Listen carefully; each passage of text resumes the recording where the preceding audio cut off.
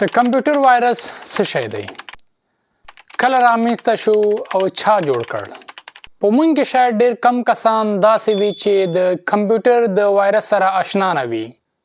د کمپیوټر وایرس یو ډول ناوړه سافټویر دی چې د کمپیوټرونو ترمنځ خپریږي او د کمپیوټر ډیټا فایل سافټویر ته زیان رسوي او د دوی ترمنځ ګډوډیا رامنځته کوي. د کمپیوټر وایرس د لومړي ځل لپاره کله رامنځته شو؟ د کمپیوټر وایرس د لومړي ځل لپاره په کال 1986 میلادي کې رامنځته شو. او آیا پوهیږئ چې دغه وایرس د چا لخوا رامنځته شو؟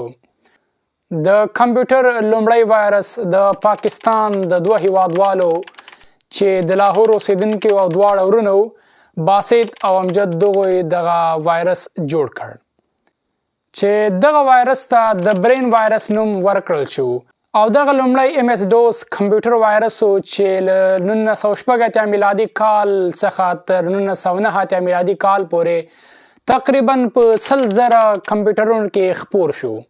خو دغه وایرس نه د کمپیوټر ډیټا ختمول او نه د کمپیوټر فایلونه لاک کول. خو پوښتنه دا ده چې دغه وایرس زیان څه او دا د څه لپاره رامنځته شو؟ د دغه وایرس زیان دا و چې د کمپیوټر په سپیډ کې به کموالی راوسته او له کمزوري سره به مخامخ کاوه. دغه برین نامې وایرس د څه لپاره جوړ کړل شو؟ دغه دواړه ورونو باسط او امجد فاروقي د کمپیوټر یو سټور چلاو. نو همدغه سټور کې دغه دواړه ورونو یو میډیکل سافټویر جوړ کړ او د دوی دغه خریدارانو به دوی نه د میډیکل سافټویر په پیسو باندې اخیسته او بیرته به د نور خلکو ترمنځ بغیر له کومو پیسو خپراو چې د دغه په وجه به دغه دواړه ورونو ته مالی زیان رسیده. نو د دغه عمل د ودرولو او ختمولو لپاره دغه دواړه ورونو فکر وکړ او د کمپیوټر یو وایرس جوړ کړل چې هغه وایرس د برین وایرس په نامه یادیږي. دغه وایرس یوازې د دې لپاره جوړ کړل شو چې دغه خریدارانو ته یو سبق وروښایي. د دغه وایرس مقصد نور هیڅ هم نه و.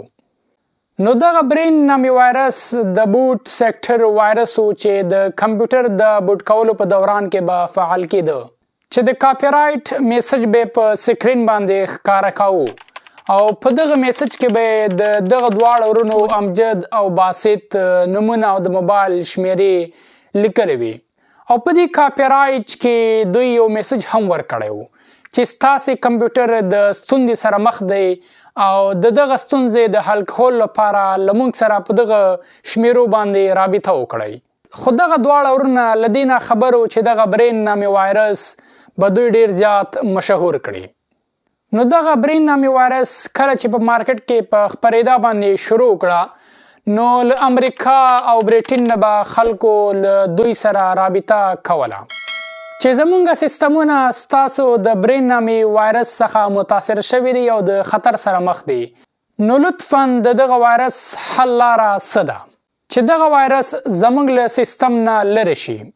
له دغه دوه ورونو نه چې یو یې امجد نومیده هغه په یو برنامه کې ویلي وو چې دغه وایرس هیڅ نوع زیان رسونکی نه دی او هیڅ ډول خطري وایرس نه ده.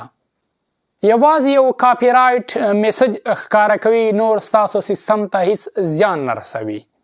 خو لیکن بیا هم اکثریت خلکو دا دعوه کوله چې دغه برین نامې وایرس چې کله نه زموږ سیستم یا کمپیوټر ته داخل شوی نو د سپیډ کچه ور کمه کړې ده او د کمزورتیا سره مخامخ کړی.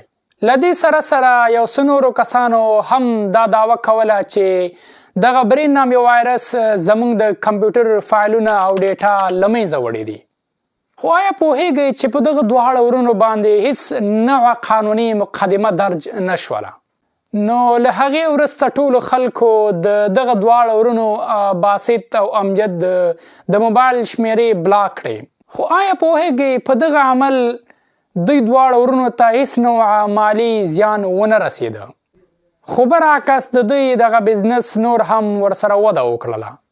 خو وروسته له هغې دغه دواړه ورونو امجد او باسط د برینټ په نامه د انټرنیټ خدمت چمتو کوونکې یوه کمپنۍ جوړه کړه چې په اوس وخت کې ډیر زیات پرمختګ موندلی دی او ډیره زیاته مشهوره ده. نو خوږو کتونکو دغه د کمپیوټر وایرس یو لنډ تاریخ و. که ویډیو مو خوښه شوې حتما یې له نورو ملګرو سره شیر کړئ.